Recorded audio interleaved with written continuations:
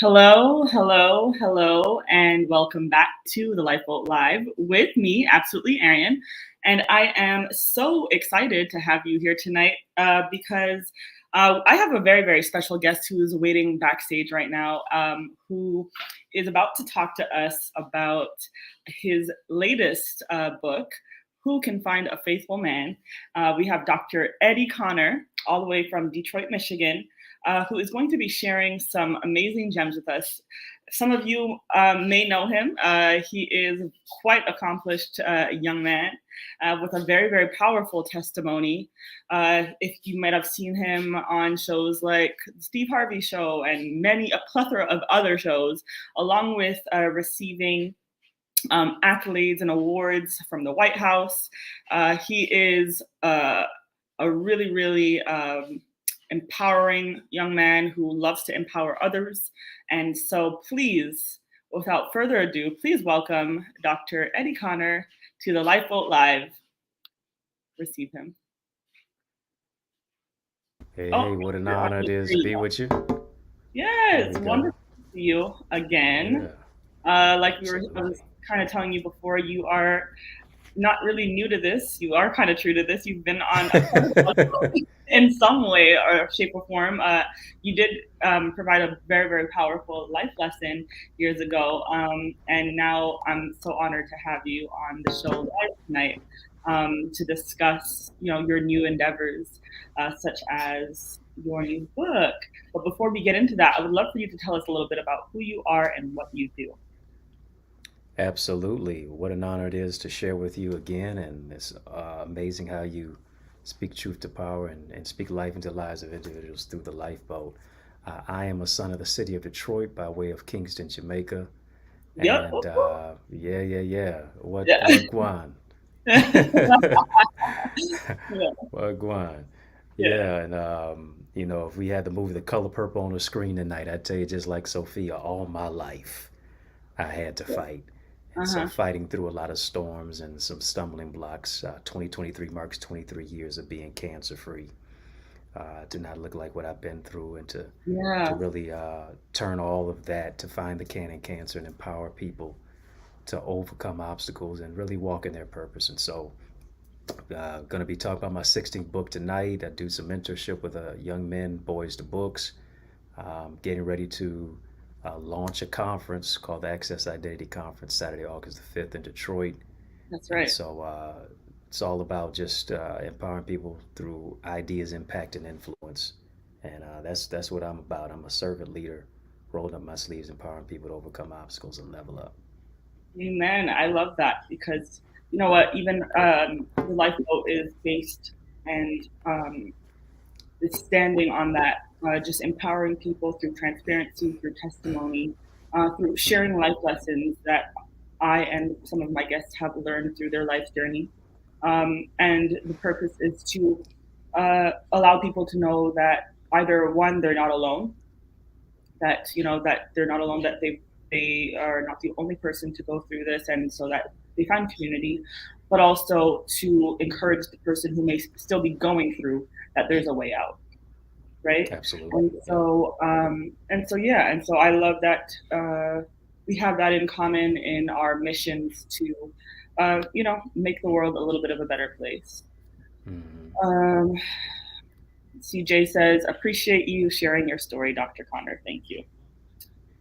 Absolutely. Okay, so uh, so as we get into it, guys, before we get into it, I should say, I would love for you to tell us who you are and where you're watching from, and also make sure you hit share if you're watching on Facebook Live, if you're watching on YouTube, if you're logged into your account. That's the only way that you'll be able to comment tonight, or that we'll be able to see your comments to your YouTube account. So, with that said, what inspired you to write this latest book, the 16th book of your Biblia, of, of your Biblia. of your library of books. What inspired this? Well, here's the thing. I stumbled up on this particular book. Actually did not have a desire to write at all. I didn't think I was going to write this book. Um, I actually have another one that's coming out, and I wrote that one. But I was doing a conversation at a men's conference a few months ago, Hmm. and I posted a video on social media about me sharing about this particular topic. Who can Hmm. find a faithful man? And the video went viral. I think it's got about 1.1 or so million views, and Yes. TikTok went crazy, Facebook went crazy, Instagram went crazy, and so I said, there's more to say about this particular topic. I'm not Hmm. just can be reduced to a minute and 12 seconds of a bite-sized message. I Right. want to share more about it, and so I really delved a little bit deeper, and I really wanted to analyze the whole aspect of the question: Are we preparing women for unprepared men? Mm. And, yeah, and it comes from the whole aspect how much we prognosticate and expostulate Proverbs 31 verse 10. Who Hmm. can find a virtuous woman? Right. But we fail to talk about Proverbs chapter 20 verse 6, which is who can find a faithful man. Huh? Say it again. Yeah, I'm more English than math, but 20 comes before 31. And Right. from podcasts to various platforms, from panels to podcasts, from churches to conferences, everybody talks about Proverbs 31, Right. incessantly. But we fail to look at Proverbs 20 verse 6, and so it begs the question: Can a man be faithful in his character, his commitment, his calling, and in his relationship with Christ? Because if he cannot do that, every other relationship, business, family, marital, dating, will always fail and falter. Hmm. And so I wanted to look at the whole aspect of emotional intelligence, vulnerability, accountability, uh, and how that coalesces with masculinity and our personal identity. And so it's coming out June 15th. Matter of fact, let me show it. Yes. Cover looks amazing. You can pre-order it Yeah. now on Amazon. Pre-order it right now on Amazon. It already, which was a beautiful thing, it already went number one a few weeks ago on Amazon. Is not even out yet, but June 15th is coming out.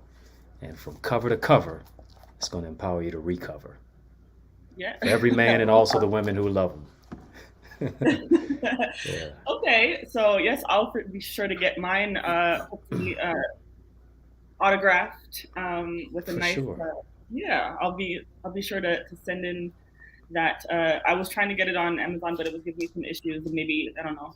There's some discrimination against some Canadians, but I think it's Amazon.ca for the Canadians, if I'm not oh, okay, mistaken. But okay, maybe I have to go to the right website. I don't know. So okay, so I understand that, like you said, we don't talk enough about, or maybe even hold the men in today's society as accountable as we do women, especially within the church, in order to, let's say, prepare for marriage, for relationship.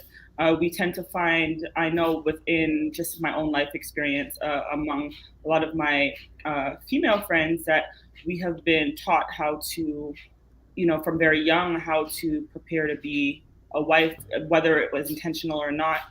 We've learned to be responsible, how to take care of a home, how to be ladies, um, how to take care of ourselves physically, how to take care of ourselves mentally, how to take care and serve.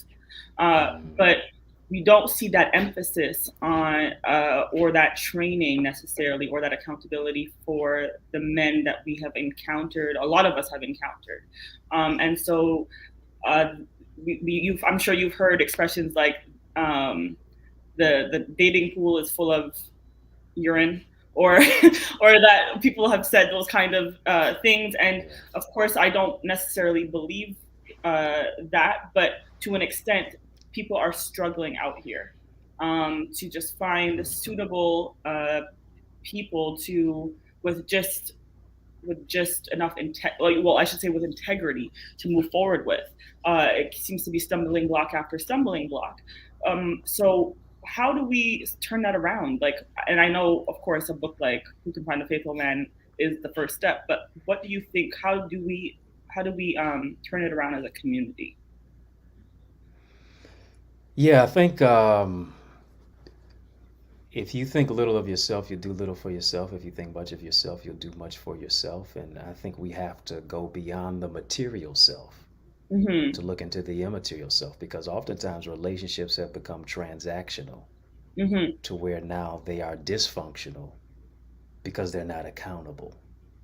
It's all about, I'm with a bae, I got a boo, I got a bag, I'm in Dubai. What can you buy me? Uh-huh. Yeah. Flew out. Flew out. Relationships. I think you have to come to the table as a waiter or waitress versus as a customer. Mm. Yeah. That's good. How can I serve versus how can I be served? And we have so many people with a handout to take rather than one to give. Mhm. And to a certain degree, when the money runs out, when all of the other stuff runs out, most people don't have anything to offer. No character, no Mhm. ingenuity, no goals, no dreams. Can you bring all of that to the table? Everybody want to talk about what do you bring to the table? Can you bring something to the table that the eye cannot see? Because oftentimes, when relationships go awry and askew, the lady says he only wanted me for my body. He Mhm. says she only wanted me for my money. Mhm. But that's all you showed. You can't expect a man not to have an appetite if all you bring to the table is meat. Breast, leg, and You can, thighs. come KFC. on, Popeyes. A man can't expect a woman to only want him to pay her bills if all he waves is his dollar bills. That's right. So when you come to the table with character, not just currency, carrots without character is chaotic.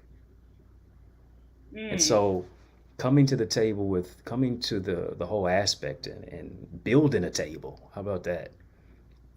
Together is really formidable, but you can't build anything if you don't have a foundation. But what I do notice though is that you'll find a lot of young men who are very faithful in their careers to their church, Mm. to their ministries, to all the other things, but seem to struggle in the some seem to struggle in the dating aspect or the finding a wife, want to find a wife, but somehow are able to commit and be consistent in all the other areas of their life. But when it comes to relationship between man and woman, um, that's where there's a disconnect. So they have the ability to be consistent and to be faithful to one aspect of their life, but for some reason the struggle happens um, relationally. Why do Yeah. you think that is?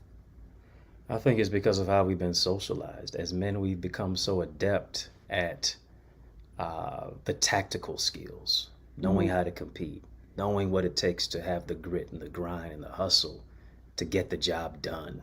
But Mm-hmm. when it comes to the soft skills of the emotional intelligence, of the vulnerability, of being able to communicate, Mm-hmm. uh, and communication is not waiting to talk. Listening is not waiting to talk. Being able to actually delve into the soft skills and the emotional intelligence aspect, that is the key ingredient. Those are some of the key ingredients for formidable and sustainable relationships. And when you have not been reared in that way, if you did not see good examples of it, we are in adulthood what we have experienced in childhood, is what Dr. Sigmund Freud says.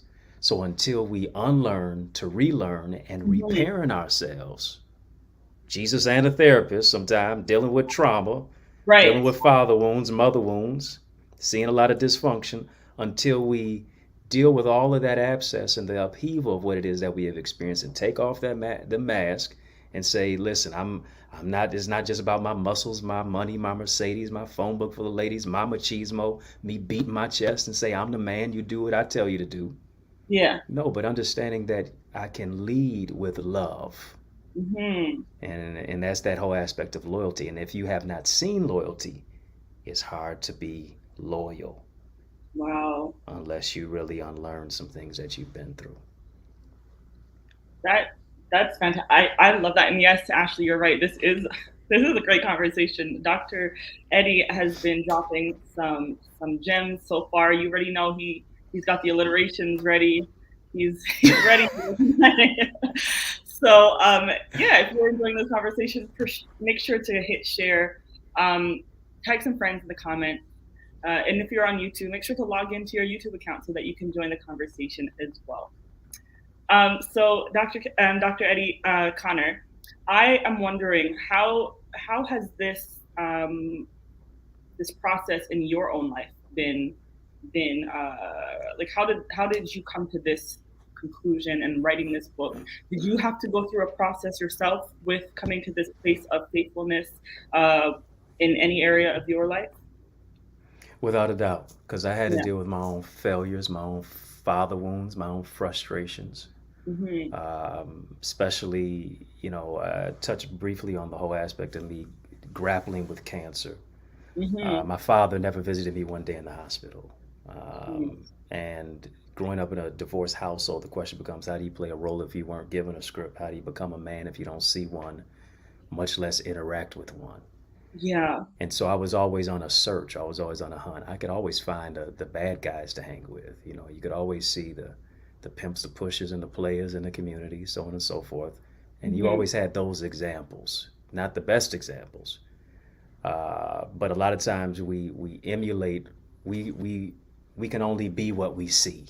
Mhm. And so having to get a clear perspective on my identity, as well as forgive a father who didn't show up for me at death's door that I was at, Mhm. Mhm. um, I had to learn how to trust again. I had to learn how to unlearn some bad habits of masculinity and what I thought manhood was all about, which was in many cases deleterious to my destiny. And so, being around positive male Right, mentors. but what did you think manhood was in that at that point in your life? What did you think it Oh, was? just about the money, Mhm. how your notoriety, you pulling up to the scene with your ceiling missing, you being like the guys in the rap videos, Mm. you being able to dominate and compete and you know dog eat dog type of world type of experience Mhm. of what it is, Mhm. versus understanding that as Paul said in Scripture, when I was a child, I spake as a child. When I became a man, I put away childish things. Things don't just leave by osmosis. You can Nope. be a grown boy, and until you mature psychologically, emotionally, spiritually, you'll always be a shell of yourself. And so Mhm. we have this whole aspect, especially as men, that it's got to be, I got to be Superman. No, we're not really Superman. We're really Clark Kent. Mhm. Manhood is not so much about being Black Panther. We're really T'Challa.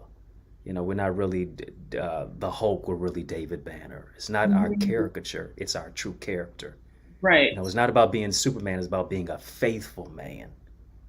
And as I've learned, as I've grown, as I've gotten better, um, I've now surrounded myself with a network of other brothers who are on that same trajectory.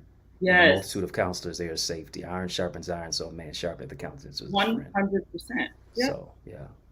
Yeah, and I It's, think that is the key also to the development of anyone's character or mm, anyone's trajectory is like birds of a feather flock together, right? And facts. so, Yeah.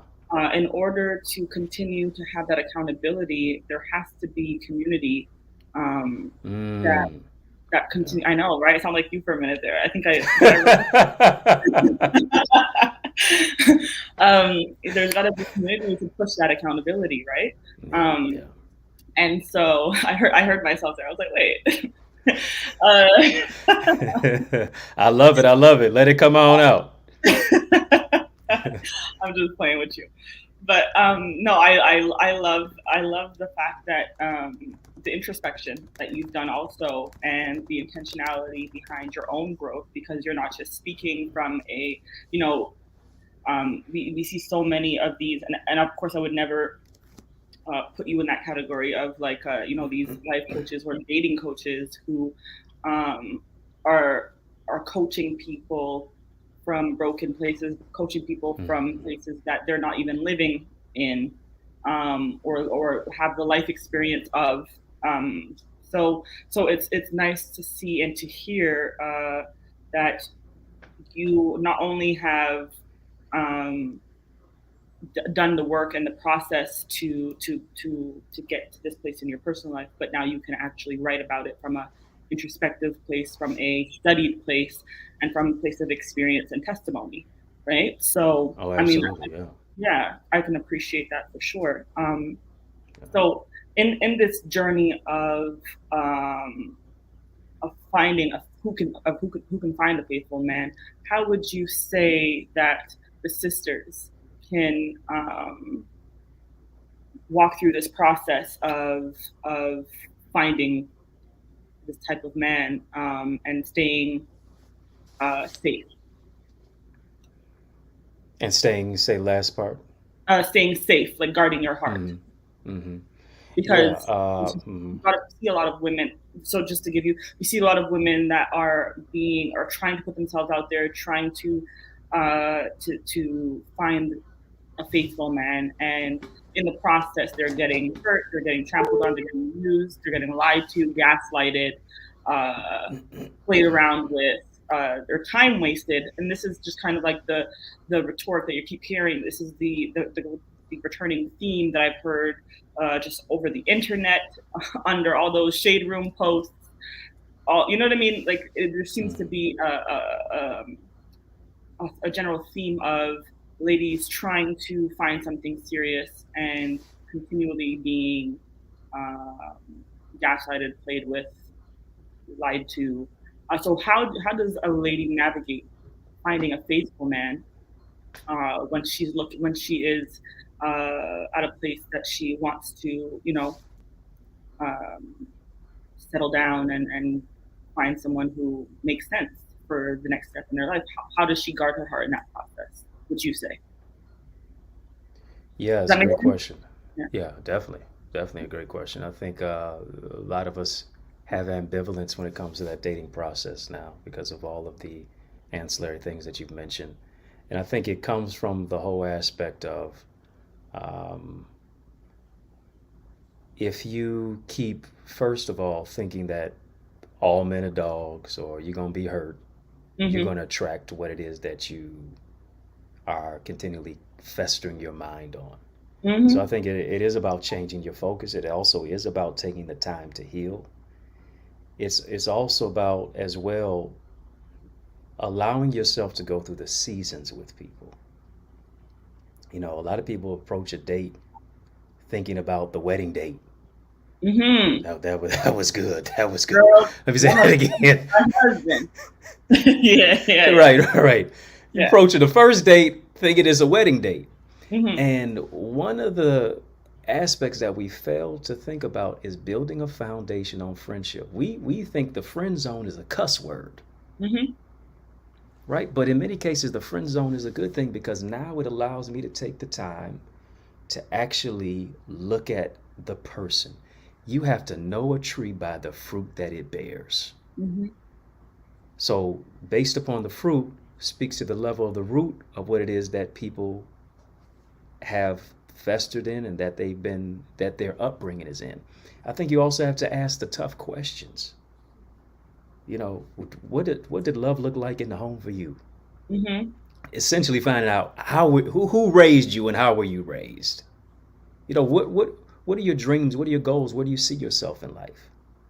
And being able to go through the seasons with people, like I said, we're so quick to jump the broom, but in many cases, you got to go through the seasons. Summer, is he trying to be a hot boy summer? Mm-hmm. The spring, is the attitude springing up? The fall, are they now they falling back? The winter, do they feel like a loser in the winter, not feel like a winner? Mm-hmm. Being able to look at the mood swings and the differences and how do they deal with death? How do they deal with issues that arise? How do they deal with challenges in their life? Absolutely. Because now that's going to tell you what it is because we always focus on biology, we always focus on chemistry, but we need to focus on suitability. In the seasons. Right. And the seasons, just because you're attractive doesn't mean we're compatible. You Mm-hmm. can be fine and still not be mine. Love it. Yeah. Yeah. So Yeah. we really have to do an inductive study. What do we want? And then also, does the person match up with what it is that we also desire as well? Another thing I think we need to think about as well. Sometimes your type is the reason why you're single. Mm. Yeah. Say that again. Sometimes your type is the reason why you're single. Just wanted you to A repeat lot it of for us those. are praying for more preference than purpose. Mm-hmm. Mm-hmm. God doesn't mean God gonna bless you with somebody ugly. He just don't want to bless you with somebody who gonna treat you ugly. Ooh, that's good. Yeah. Yeah, yeah. Yeah. Well, Dr. Connor, it's something that um, a process that I've had to go through myself, because, like you, I came from a broken home in terms of my not seeing my mother and father have the healthiest of just not a healthy relationship, and there being a split when I was very, very, very young, to the point where I barely even remember them ever being together in the first place. I just have memories of a lot of tension and arguing. Um, and so as I got older, I got to realize what was happening in the home, um, and um, and the split really caused a huge it did something to me that I didn't realize until I got much, much older. But I remember as a teenager, I used to always say, I used to say it to my mom all the time, I'm never going to get married. I don't want to get married. Mm, And so I used to say it because the example of what I saw around me just was so unhealthy and um, just not something I ever wanted to be vulnerable. I never wanted to be vulnerable. I never wanted to be at a place where I felt like a man could hurt me to the point that I saw my mother hurt. And so I made up in my mind at a very young age. I never dreamed of a wedding. I don't have a collage. I never had a collage book of what my wedding dress would look like. I just never. So many young ladies have had that. Like they've already yeah. planned out their whole wedding from time that they were really young. I never had that because I didn't have that ambition. My ambition was always to, at some point, be a career-driven person that was going to, if eventually I had a family, it would be outside of wedlock. Because I was never going to lock myself in to anything with anyone that could take advantage or that would essentially hurt me. And so I carried that for a very, very long time. And it's not only when I really started to go to church and to develop a relationship with Christ that I realized what covenant was, and I realized um, what marriage should look like. And then my desires started to change. My perspective started to change when I understood what was expected, what I should be looking for. Now, again, with not only just my knowledge in Christ, but also through therapy. Can we say it again? Therapy, because people use that as a scary thing or something that's for crazy people or people who don't they're not mentally stable. But I had to kind of unlearn a lot of things and work through the trauma that I had experienced to come to a place of realizing that not only um, not only do I want to be married, but I also have the qualities and I have the ability to be a wife and a good wife. And so my desires started to change. My who I started to date changed. What I was intentional about changed. Um, and um, and yeah, and then I realized that what I really don't want is to just settle. I need to be intentional about who and because a lot of people, we always get that, especially as single people, why aren't you married yet, why aren't you married yet, what's going on? And the fact of the matter is that I just have not found, I'm not willing to, I could be married all now if I wanted to be, but I probably would have been divorced about 3 times by now. So it's one of those things where suitability is so important to me. Finding someone who's equally yoked, and that's a whole other conversation, not just on a religious perspective, but where are we going in life? Do we have the same vision? Are we going in the same direction? And so all those things have become important. And I've only learned that through my own healing. So that's my That's little good. testimony, which leads to a question that I saw in the audience here. Dr. Connor, did your past trauma play a role in your educational pursuit? From Ashley Nicole Cook. Yeah, at first I gotta say, listen, that was courageous what you even said.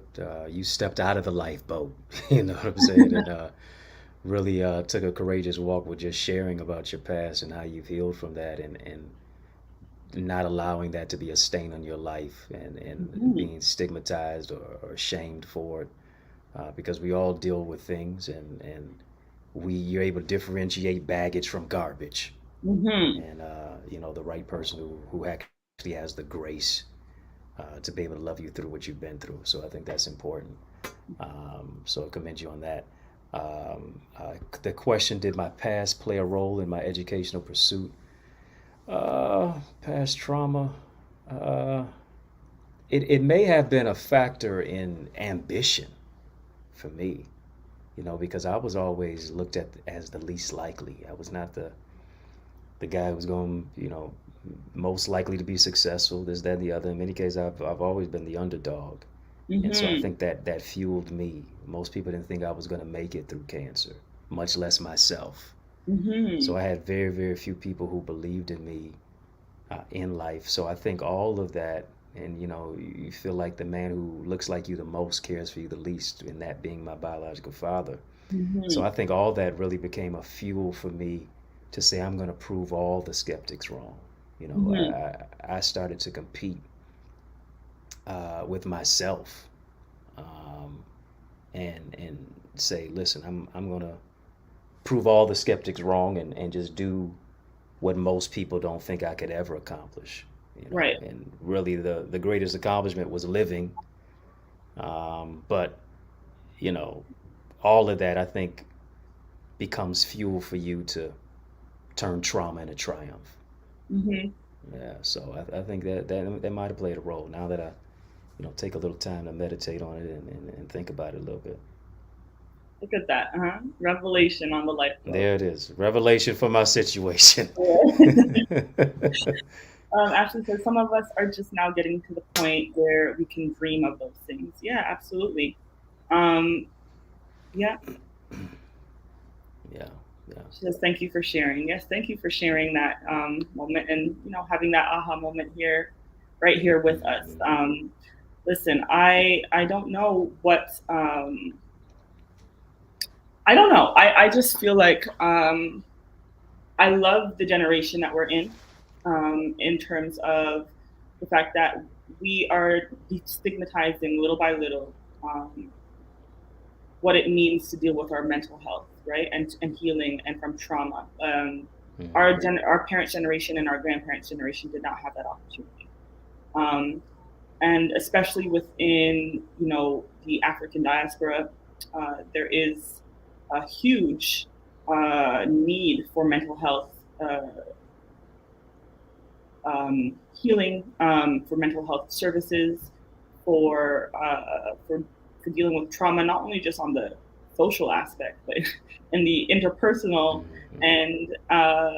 and just our parents and our grandparents were just in survival mode, and now we have the opportunity in this time to really talk about these things and to destigmatize what it really means to be healthy mentally, because we don't ever have an issue when someone tells us a diagnosis of diabetes or high blood pressure, and that they need to see a doctor for it and be monitored for it and even take medication for it. But somehow we get snobby and self conscious and weirded out by having to deal with our mental health and go seek help for that, and even maybe take medication to help us get through it at times. And so I'm so glad for conversations like this. I'm glad for you and this book that are really going to hold us even more accountable and bring us back to a place of wholeness. So thank you so much for being on here tonight. I know this is your third interview for the day, so thank you so much for just joining me and and coming on here tonight to share. So, can you tell all of us one more time? I know you have a conference coming up as well to access identity in August. You also have your book that's right now in pre-sale. But before we go off and sign off tonight, if you have any closing words, and then go ahead and tell us about your initiatives as well. Oh, listen, the true high commendation to you for just this really courageous conversation and how you curated, um, with consistency and frequency. And so to be able to talk about millennial matters, things that our parents may have swept under the rug, and now we're exposing it, and we're speaking life into our lives, and really Mhm. mediating the issues of it. It's so needed and necessary. And I think we all heal a little bit more when people like yourself are able to put us in the process of having tough conversations. And so, definitely salute to you on that, in your journey, and how you're allowing other people to heal. So, I would just say tonight, I think you really have to understand how much of a gift that you are. May was Mental Health Awareness Month. It's interesting about June. June is National Migraine and Headache Awareness Month.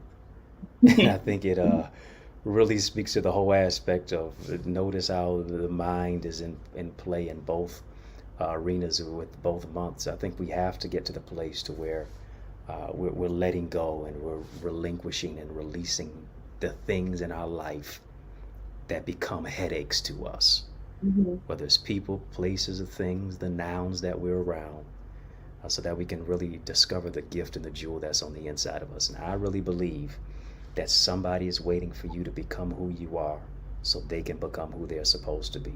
Here's the question: how long will you make them wait? Mhm. And I think as we're at the halftime, not because it's the finals game between Denver and Miami, but simply because we're the halftime of the year, that we need to really check ourselves before we wreck ourselves and see, are we making the progress? What is Mhm. stunning our growth? Who is stunning our growth? What changes can we make? How can we challenge ourselves to be the champion that God is calling us to be? And sometimes the reason you face giants in your life is simply because it's reminding you that there's a giant inside of you. Mhm. Greater is he that's within you than he that's in the world. And so I encourage you to dig deep within the resource of your soul and discover the greatness that you have. And don't hold it back, but allow your light to shine bright, because somebody in this world is waiting for you to be who you are. With that being said, I want you to definitely, of course, get the book. Who Can Find a Faithful Man? It's on pre-order right now. You don't have to wait till June 15th, the release date. You can go ahead and get it right now. It's a riveting read. I know you're going to love it from cover to cover, not just for our men, but also for our sisters who love us. And Right. then, of course, go to accessidentity.org. We have an amazing conference that is just ripe and ready for you on Saturday, August the 5th, in the city of Detroit. Um, 10 a.m. to 3 p.m. Saturday, August the 5th. It's called the Access Identity Conference: Ideas, Impact, Influence, Connecting Kingdom and Community, Merging Ministry in the Marketplace, giving you the insight, the tools, the strategies, the structure on how to access your true identity. And we got amazing speakers who are coming, and it's going to just level up your whole life. Listen, I'm doing a discount simply because y'all with absolutely Arian tonight, and I'm kicking it with her. Go right now to accessidentity.org, and at checkout, I'm going to bless you, put in the code ACCESS, and you can get $50 off. As a VIP registrant, only got 34 seats left. General registration, or if you can't make it and you want to stream live, I got the hookup on that too. Wonderful. So there's no reason why you can't be a part of it. We're not taking no for an answer. Why don't you go ahead and be a part of it? Accessidentity.org. So thank you again for the opportunity to share. Awesome. It was lovely having you. I was blessed by this conversation tonight. So Likewise. thank you for who you are and what you do. You truly are a blessing. You truly are. Uh, I love um, I just love your humility, um, and I love the way that you carry yourself. So thank you for just being you.